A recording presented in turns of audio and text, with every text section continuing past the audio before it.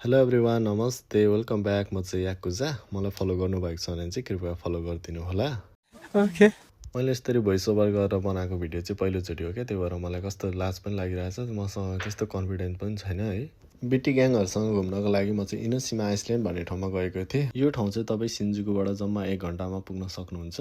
एक दिनको ट्रिप एकदम लो कस्टमा घुम्न चाहनुहुन्छ भने चाहिँ इनोसिमा आइसल्यान्ड चाहिँ वान अफ द बेस्ट जस्तो लाग्छ मलाई चाहिँ। सिन्जुकुबाट जानुहुन्छ भने चाहिँ सिन्जुकुबाट डाइरेक्ट ट्रेन फुजिसावा स्टेसनसम्मको लाग्छ।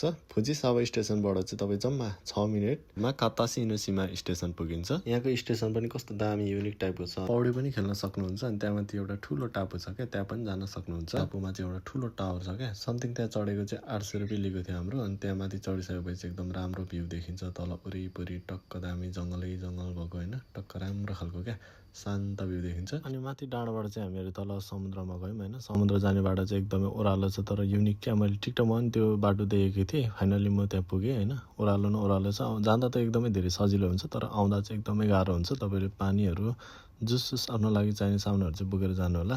एकदम राम्रो छ, छालहरू पनि बबल बबल आउँछ। यो ठाउँमा चाहिँ पौडी खेल्नको लागि चाहिँ एलाउड छैन। अर्को ठाउँ छ उतापट्टि पौडी खेल्नु चाहिँ। यो प्लेस चाहिँ भिडियो सुट गर्नु र फोटोको लागि चाहिँ एकदम राम्रो प्लेस छ। अनि हामीले नि फोटो सुटहरू गऱ्यौँ, अनि अलिकति भिडियोहरू बनायौँ होइन। टक्क यहाँ हाम्रो गच्छा दाइ चाहिँ हातहरू हल्लाइरहेछ, के गरिरहेछ होइन, ऱ्यापस्याप हानिरहेछ। भन्दै आजको लागि यति नै, बाई बाई।